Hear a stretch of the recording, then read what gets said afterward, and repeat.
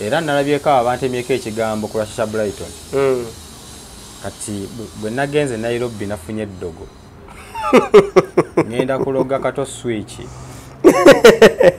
kato switch yakubyeko ekigambo endogene sula flexible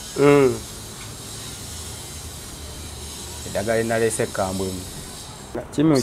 Chumi muyayi Chumi wamala okunyimba mu lwimba lwe yamanya wenduulira miwunyo yakubira era nagwe nalooza yakubira Don anti kala nange nasinana duwuliza bulungi dumalayo kati yankubira netuveka mu moka nduwuliza bulungi najja nansanga awo Seguku program bye twayogeramu nagenda nendaba nga yetaaga support ene video nemuterako ki era video nalaba nga video nemuterako sente so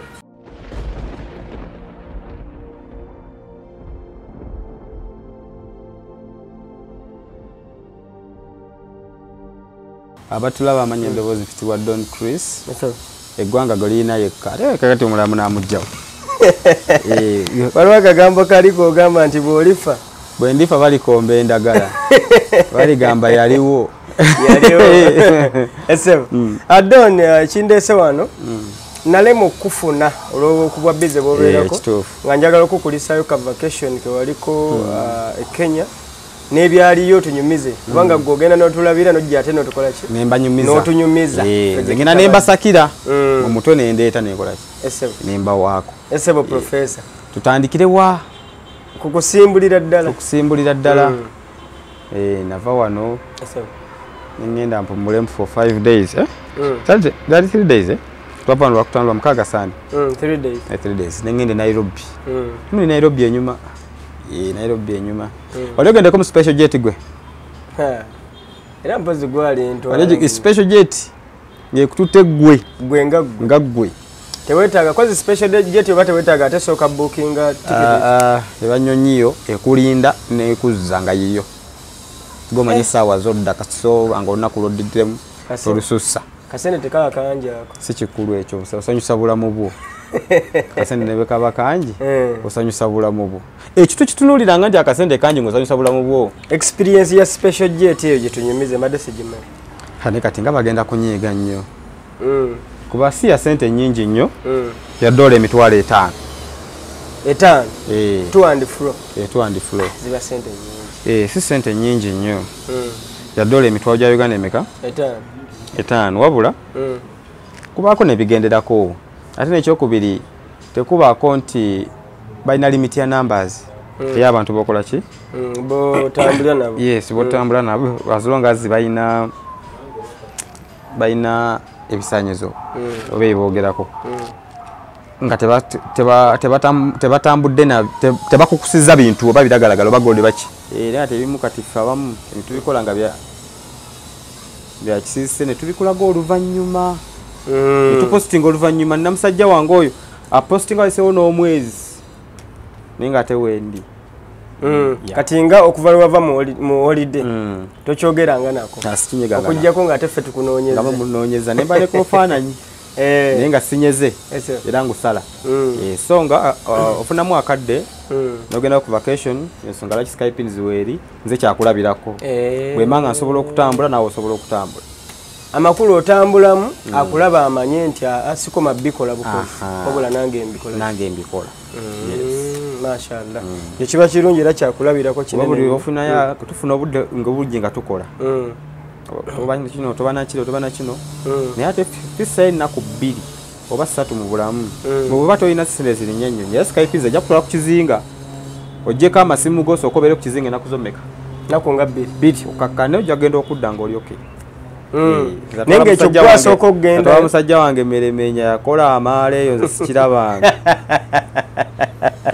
kakati kano sirikeerabira yalaba amazzi nga ga bbulu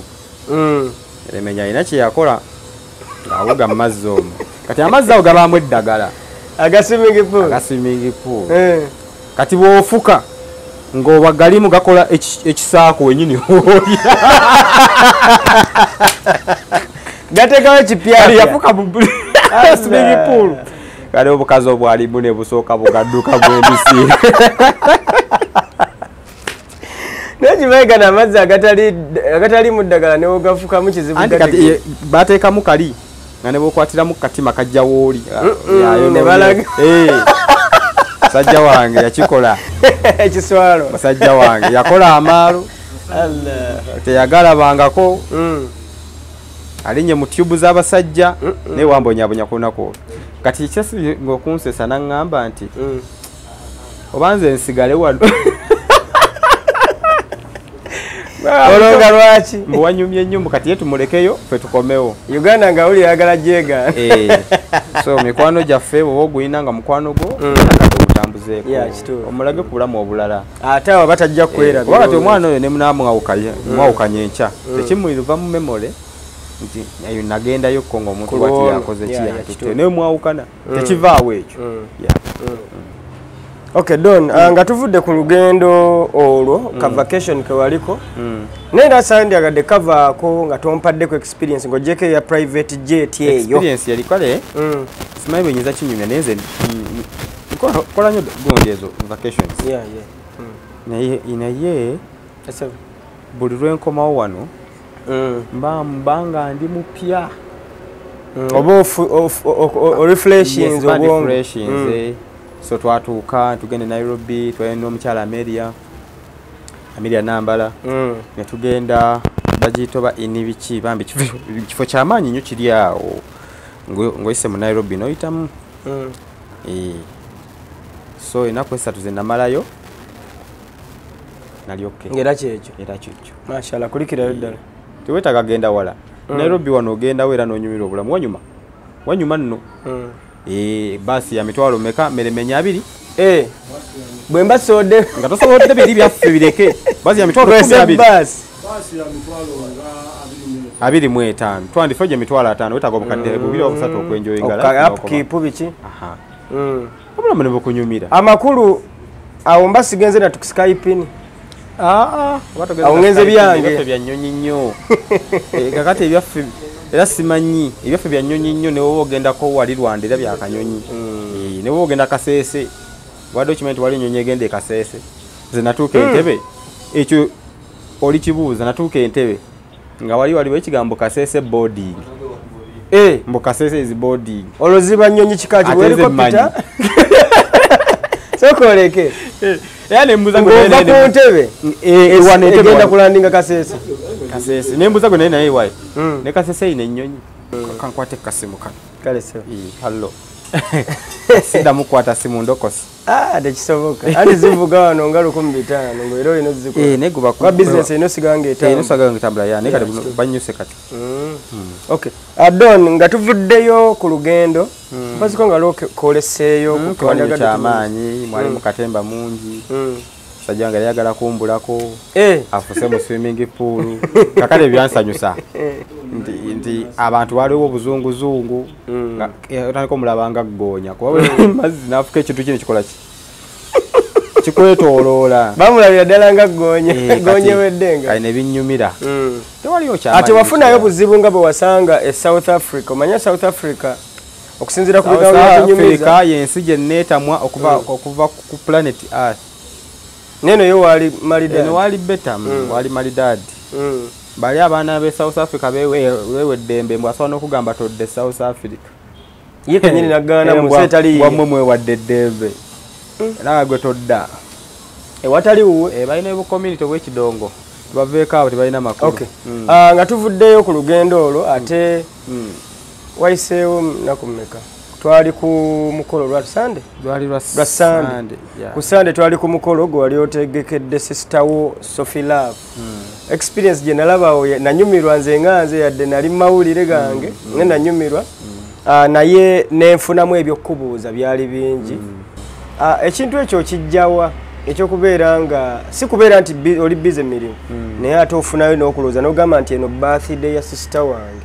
kamukolera omukolo kati nze mmanyi Sophie Love byankolera public byetemanyi era nga public kigenda kibeera kizibu okumanya Sophie Love byakola ki byankolera nalabye nga kibuze namu ku kye nabadde njagala naye nga saabadde nzekka kwaddeko abagagga abalala bakoze omukolo ogwo nze nakola ekyange na buli omu nakola ekikye ng'okuzannya party yes naye nze mmanyi byankolera okubanga kusiima gyali yes alina byakola bingi ebitali na mu public yes muli baluganda bakulubuto wadde omanyi tuli bakumugongo waliwo abooluganda nga maama sister wa maama yeko obusinge nze asiimu ne lulira wakyogera tuli bakulubuto naye gwesinga okolagana naye mubaanakolagana naye nti yanyanguyira newemba nina ekizibu nemuga kinumizaamu ku mutwe wasobodde n'akuwabulamu era awo twalabirawo ddala ansa ebigambo kuba mu interview gye twasembayo okukola naawe watubuulira nti enkolaganayo ne Ameria eri bweti temusobola na kuteŋŋana yadde okuteŋŋana tusobola okuteŋŋana kuba tuli bantu tuli bantu sobola omunyiiza asobola okunyiiza so sobola okweta essaawa yonna naye nga essaawa zino tetuli era we twakirabira ku mukolo ogwo nga tulaba era twazina namwe awo tuli oke tetulina nnyo tabu omanyi kibi nnyo okusiba obusungu ku mutima okogga bw'osiba omusungu ku mutima ofuna obulwadde bw'omutima ne guvunda obusungu nakyo kirwadde kiruma kiringa siriimu kakyokola tosiba busungu sonyiwa obere free tolina kyovaako nga nti gwe nkusonyiye nvaako ki kati ogezanga mu baana b'amawulire mulimu abaana bankola ebikolobero nate nga mbasangayo mu bivulu ate ne mbawa nesenga nga ate mbamanyi so nze sisiba busungu nze ndi musajja atanyiika that's me kakati ndi mutini ate nyiige nekyo ekiddako bemala okunyiiga tuba tusigazaawo mugenda mumazaawo bumaza tokiiza kumazaawo kati bwembeera eno nenkusonyiwa nenzija ku empire yange nenkiiringa nenkwesonyiwa gwe kikulumiriza nonkubira neweetonda kubanga nze seetonda ekyo ne mukyala wange akimanyi nze seetonda ndi wakabi seetonda naye engeri gye seetonda sikola bikolobero kati gwankozeeko ekikolobero gweolina okuneetondera so sinza ate nkwetondere abasinga akukosa ate ye kenyininyini n'atajja kwetonda n'agamba ajja kunnoonya kakati nze ate sikyeguya era ojja kunsanga eno nga nkirinze nine bakyali bange omulabi waffe omulungi wa Blaze Media tukyagenda mu maaso tulina Don Chris the money bag eryamanteekako sebo ne AI neekafuna bw'osaakinga gambira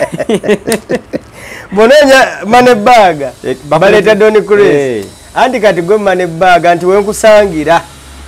zibaawo entotono okimanyi ne wenkusanga nga mbadde sikusuubirawo mpulira ng'emmeme eggulo naganyo simbula nga temuzze ku moto wallahi era baŋŋambye nti omugagga ali eri abalinzi ne ŋŋamba omusajja si ye yatuyise naye ate ategedde nti weetuli timwe muli bange nasanyuse nnyo gwe shoni sikayi ndowooza bye bantu bensookerako nga sinayingira mu bantu balala bugambi batunoonyezaawo mangu nnyo nenga ate singa nabadde mubi baani abalinzi omugagga singa nabadde mubi nadde oyitawo awo wennyininyini ku mukolo ogwo nga sinaguvaako gwe twabaddeko event eyo nyina ebintu bye nawuliriza nenjagala mbikubuuzeeko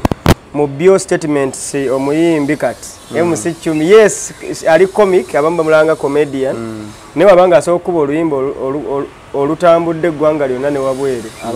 abawamaanyi yakoze statement nze no gye nali natya okubuuzaako nti we yayimba mu luyimba olwo alina we yakwogererako nze ne ŋŋamba nno kireka mwayawukana Chumi muyaaye Chumi wamala okunyimba mu luyimba lwe yamanya wenduulira miwunyo yankubira era nange we nalowooza yakubira Don anti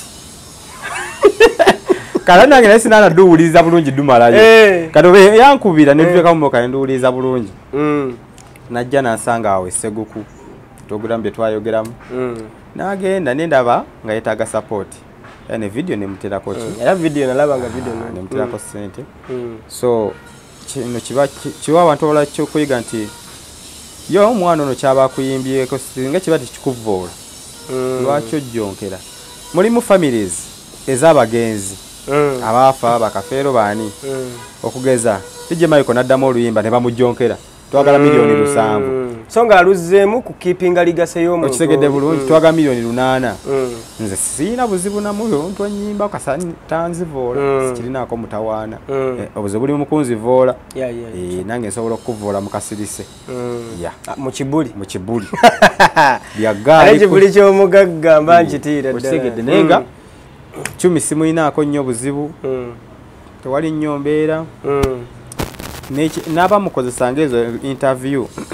bazimukozesanga nga buki bukozesa nti kati yogera kino bisizaawo kano naye n'atuuka n'amanya ekituufu kuba nze Christina buzibu na muntu yenna embeera zange zeezo ndi down nnyo era nayewunyizza nnyo kubeera nga ate mu statement abamu gye balaba nti avumye Chris ate gwe wakiteekinga ize n'otuuka n'omuwasendeza video nga bwe yagambye nenkolamu ne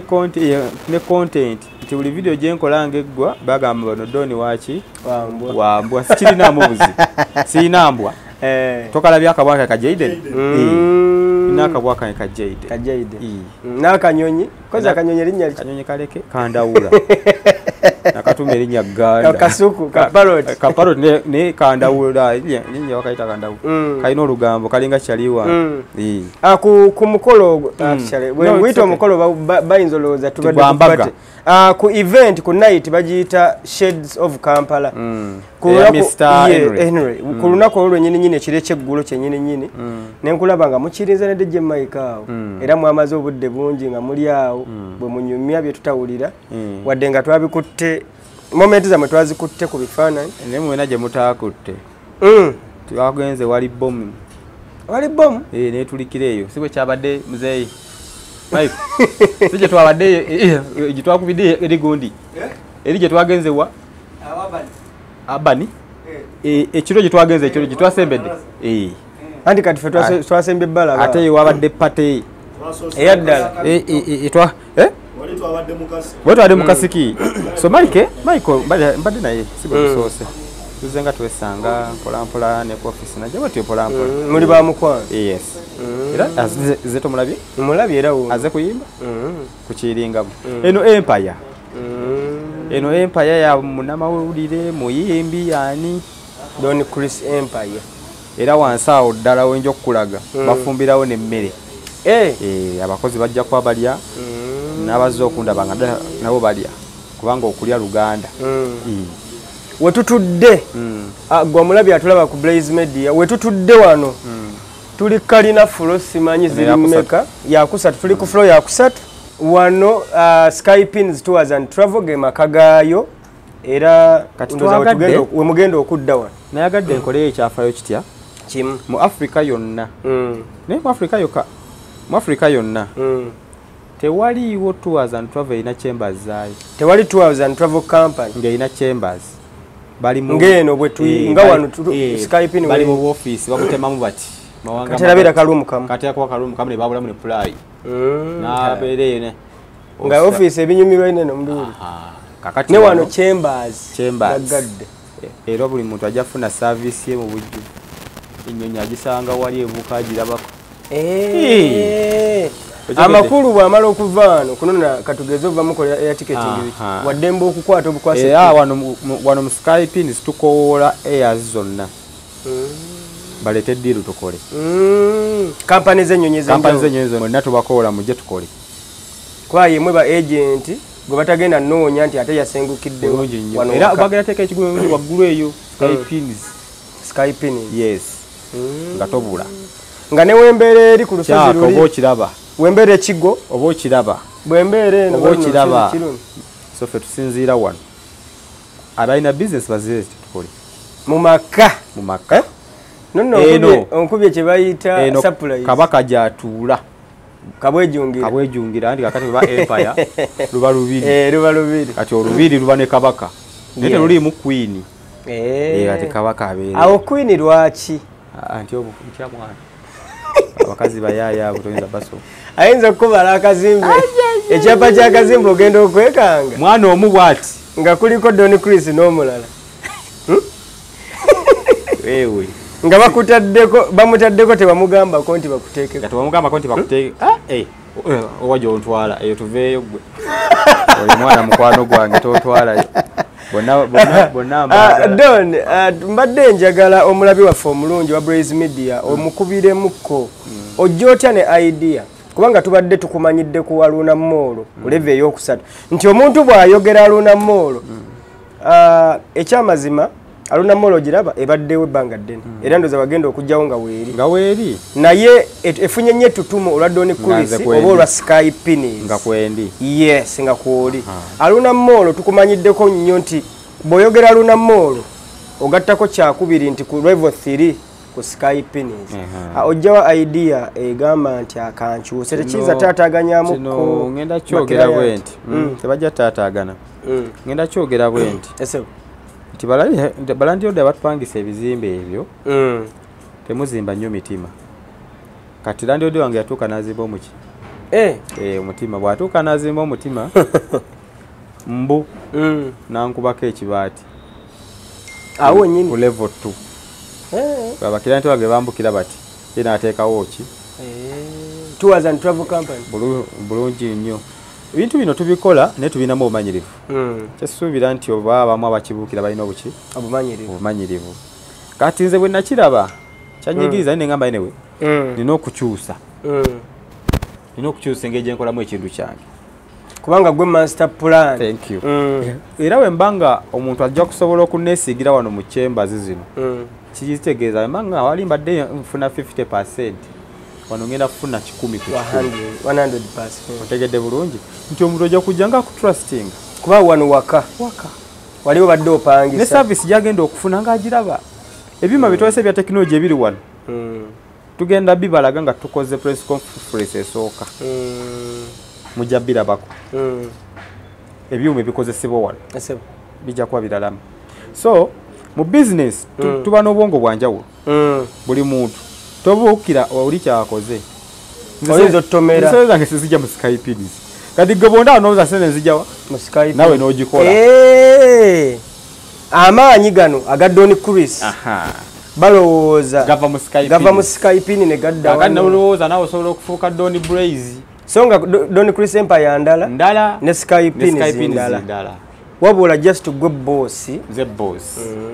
kati go mulabi noloza sene nzifunawa ate naawo beera wanjawulo omukko ku badoni betulabye kisegede bulungi gwe waliwo kino na kino ate nga byonna biri ku top nabwerwa nabwe apartment kumpe milioni 27 buli mwezi kitegeeza nebe kuba kusaasaanya nnyo era nsobola okusaasanya milioni oba 10 oba 2 kwa mbanga ndabwe apartment kumpe milioni 27 nga na kampani ya majani esobola okumpa obukadde oba 10 buli lunaku ng'amagoba nagikulagako nga nsobola okufuna nkuŋŋaanya ezo sente Skype nizegirawa aisobola osigala nga ye esobola okweyimiriza kyovulaba nti Skype ekola ne refund ng'omuntu katugeze tulemaganye ekola refund nga temusise mugulo kampani meka ezikikola awo meka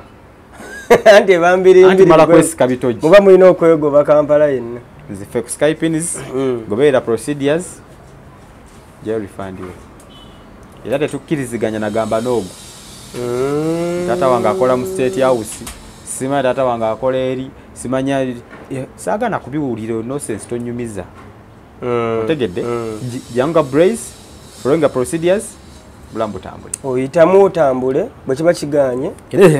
era mutenda gwayitamu ng'oyingira bw'ogenda okuyitamu ng'ofulu nga tewaliwo gwowalanye tewali gwonyigidde bulungi nnyo kutegera bulungi yenjawulo ya Skype bagirwanyisizza bakoze buli kimu kati nabano bajje tulwanemu naye wali otekinze naye era okimanyi ekibuzo kyebadde ngenda okubuuza kiri obvious nti wali otekinze obudde n'onoonyereza ku feedback mpa amazzi nnyo naawe lwaki ombonyaabonya wali onoonyereza n'okizuula nti Skype ye kampani eya Tours and Travel ekutta kati anti ovola abagirwanyisa badde okaleese naye tolanga kalango bano tebasasudde balina osasula naye nga abadde akaleese okakozese wayi giraba oti mirembe nywegala nnyo okulya sumula akantu tokaluma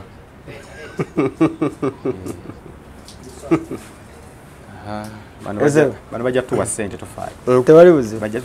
tusasula alright Skypini bolaba balwa bakulwanyisa buli lokola business nofuna abalabe bangi mu business business yebekula buli ate abasinga bafuna abalabe ng'agamba kanve mu mulimo guno olwoba okoye mangu kuba teri agenda kuwalana nga tokola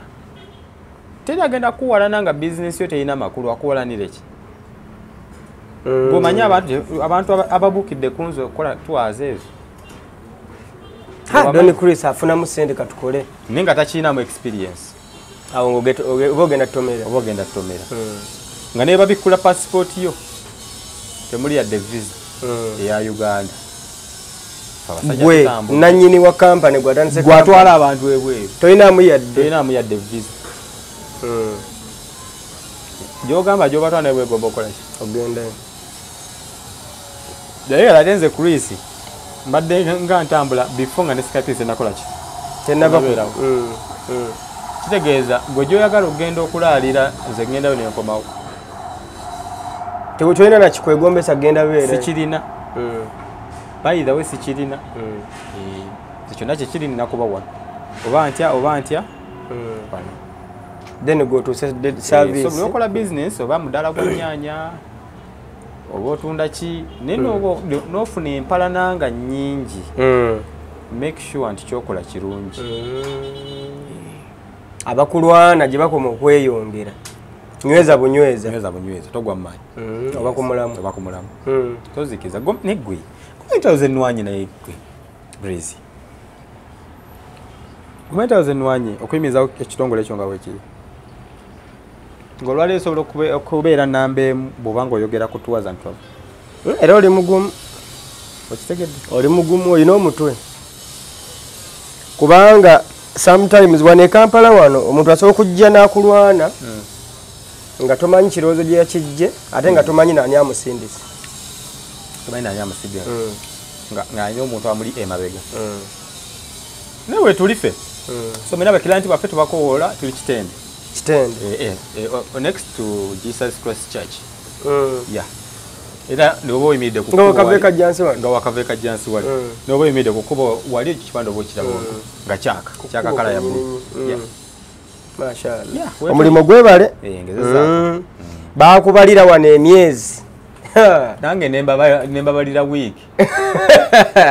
babala emyezi baŋŋamba oba esatu myezi esatu baŋŋamba esatu tajja gimala nange nembabalira wiiki ebbiri nga tebakyanjogerako iva nayimirira ku birthday yange nembawerawo warning mugenda ndaba kimaafi ekaazi era nalabyeko abantemyeko ekigambo ku lwashasha Brighton kati bwe nagenze Nairobi nafunye eddogo ngenda kuloga kato switch kato switch yakubyeko ekigambo endoge nesula flexible eddagala linaleese kambwemu obalabudde siri awan mbadde ntidde bikubuuza ebya Sasha Brighton neŋŋamba bansibyeko ekigambo sikubanga onkasuka wano kati okimanyi sikyasobola nakwana muntu sikyasobola kwana kati muntu bw'ojja okwana omuntu agamba ate Sasha bwankuba kati Sasha yaani batugambye mbwe era saawa yonna asuubira bebi ati bw'atazaala simanyi kyevaa bintu bya mawulire suula ngenda kukuloga ne kato switch sula flexible yafulumya bweli nalese mbu era ebigambo ebiri e Kampala wano bonna baleke bajja kuleetera okwogera gye bangambye okukolamu eddagala lyange oyinza obyasa soko tubuulire ku chambers zino kubanga site yo ne kati ebyo bemuwulira mu background bakyakola bali mu kukola era nga saawa yonna ndowooza tusaba okulula ekintu kino soko tubuulire chambers zino nteekateeka ziri zitya ogenda gisaba okulula ddi ogisaba okulula okulungi okubeera nga ezitandikira ddala tutegese mu mwezi ogujja nakuza mwezi nga 10 awo mu March naye nga tulina okukola press conference nakuza omwezi nga 5 awo esooka tugenda yisa ebivvulu wonna abantu bategeere abayimbi mikwano gyange bajja kuyimba bajja kujja tuyimbe tugenda kukolawo ekijjulo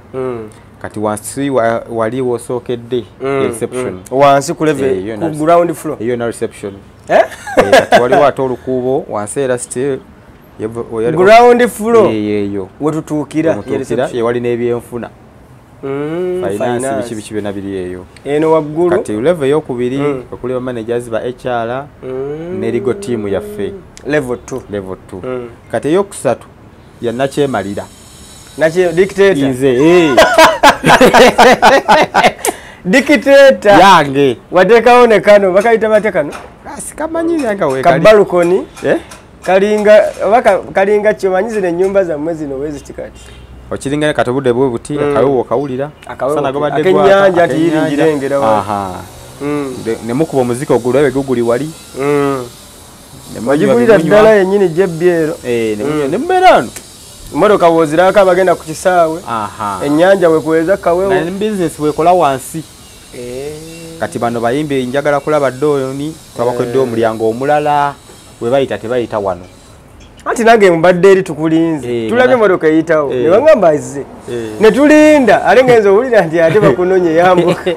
ngamba omusajja ayiseewo kati abayimbi baffe abayimbi abalina business tulina gye tuyita ate abasukulumumuko si be ba bulijjo tulina gye tuyita ewalala